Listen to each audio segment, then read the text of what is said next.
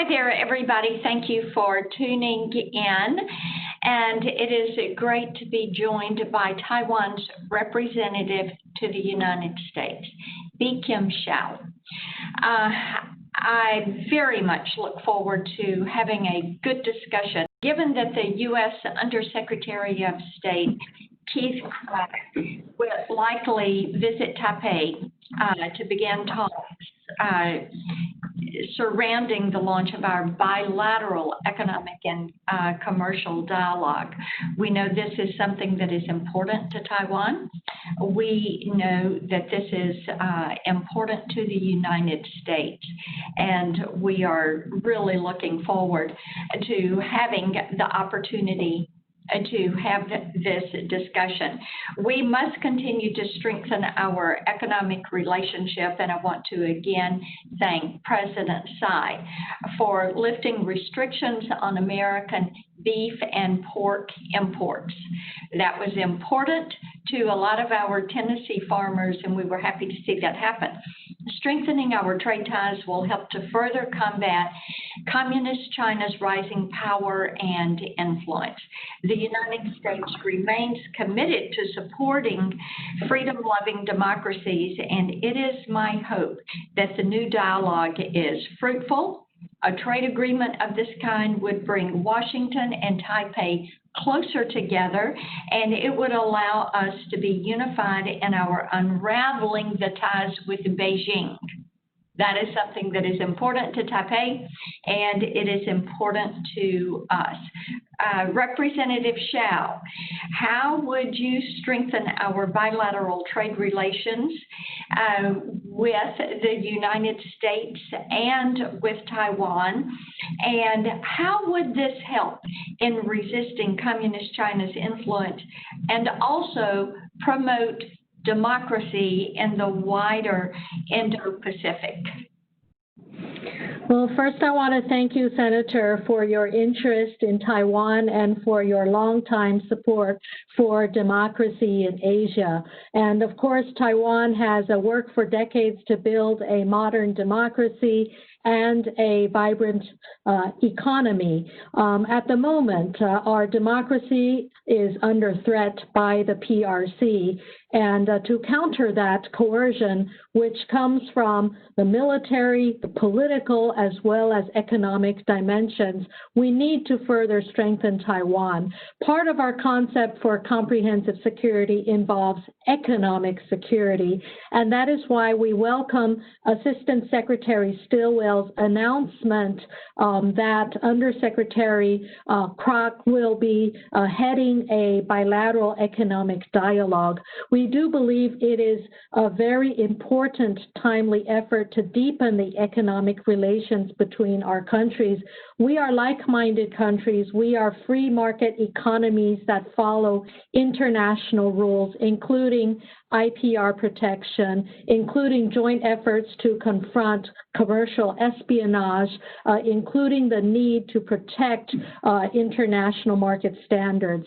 And consolidating bilateral economic relations would help both of our countries cope with the current global economic difficulties and challenges brought upon by the pandemic. In all of the discussions about supply chain restructuring, we believe it's important that reliable partners work with each other to strengthen those supply chains, to enhance the security and integrity of those supply chains, especially the technology supply chains.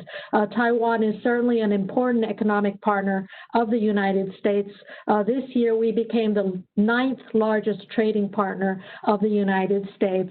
Right. Per capita, as agricultural product consumers from a per capita perspective, we are up there just right after Mexico and Canada as major consumers of American products. And so this is an important trade relationship that needs to be deepened and strengthened with a trade infrastructure. And so we do welcome this dialogue to explore opportunities for further economic cooperation.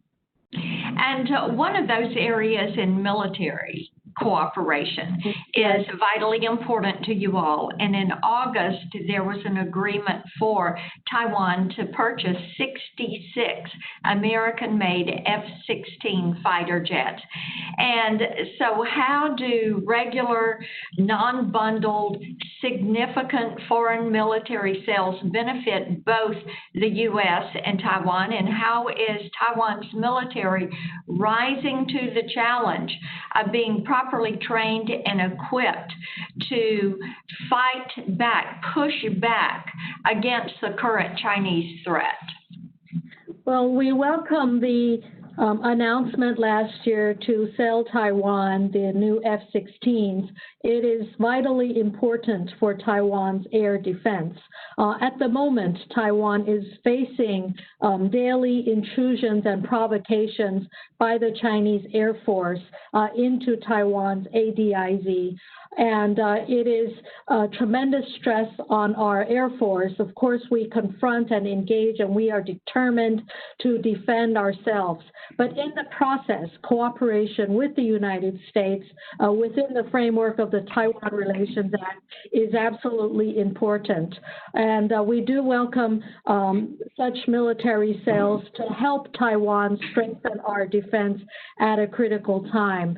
But our overall defense depends on not only military sales, it also depends on robust engagement on all levels of our defense apparatus. There are also constant attacks in our cybersecurity infrastructure. There are attacks in our society as influence operations aimed at discrediting our democracy. The Chinese are also working to try to isolate Taiwan. There are many gestures of aggression targeted at Taiwan. And so deeper cooperation with the United States is certainly pertinent to the strength of our democracy and the survival of Taiwan. We do believe that Taiwan's ongoing defense procurements are a key part, and we certainly hope that the U.S. Congress and senators like you will continue to support that. Yes, and some of that trying to isolate you all has to do with pushing you out of organizations that are global organizations, things like the World Health Organization.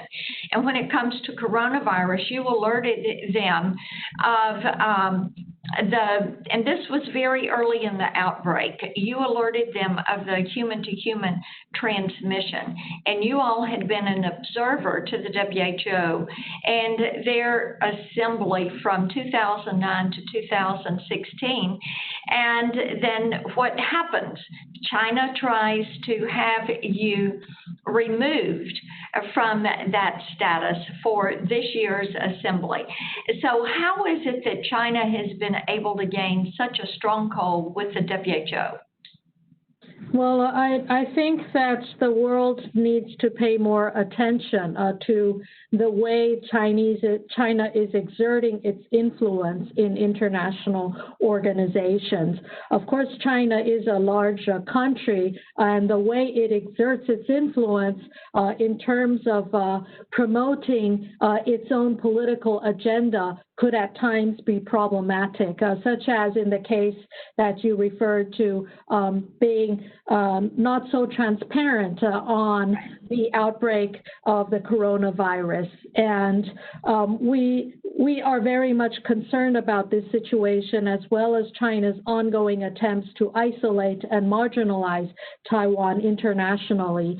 The one obvious conclusion of the COVID-19 outbreak is that while China attempts to draw political boundaries in isolating Taiwan, it is not possible to draw boundaries on isolating a virus. And so you need all of the countries involved. You need to respect the principle of universality and inclusiveness in dealing with these issues. And China's attempts to use their political coercion to keep Taiwan out, to isolate certain countries, just shows that itself is also disrespectful of multilateral organizations. And so we do hope that more like-minded countries would be supportive of Taiwan's efforts to internationally engage.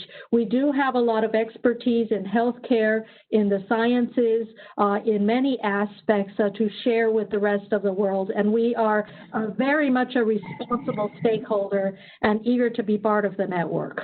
And what can the U.S. do in these international organizations to help Taiwan to have that place in the organizations?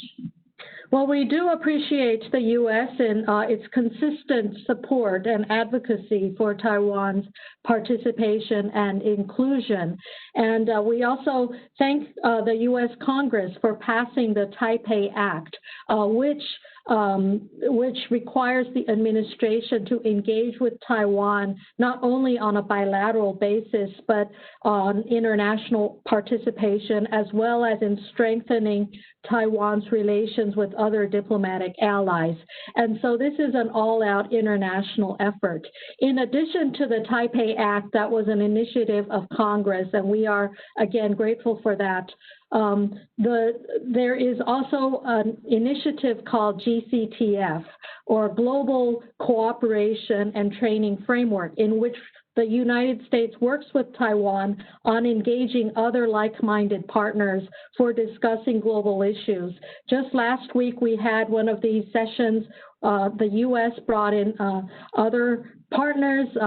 There was Guatemala, Japan, Taiwan, the U.S., and others were involved in a dialogue focused on Latin America and Central America, in forging stronger partnerships and dealing with all sorts of issues, from women's economic empowerment to digital economy to fighting the pandemic, humanitarian disaster relief, et cetera, many multilateral issues. And the U.S.'s involvement in this is certainly very important, and we look forward to greater cooperation on this front as well. Wonderful. Well, thank you so much for taking your time to talk with us today. I will tell you, I think that this is a truly vital moment for Taiwan and for the Taiwan-U.S. relationship. And those that are joining us today can check out my China white paper for more ideas of how the U.S. and Taiwan can work to strengthen their relationship and also to deal with Beijing and the pressures that they are trying to bear. And to stay up with the latest updates from Taiwan and the U.S., you can find them at TECRO_USA. They're on Twitter and Facebook, and at Taiwan_the_US on Instagram. And of course, to get weekly updates from our office, sign up for our newsletter at blackburn.senate.gov, and you will find us at Marsha Blackburn on Twitter, on Facebook, and Instagram. So thank you all for joining us today.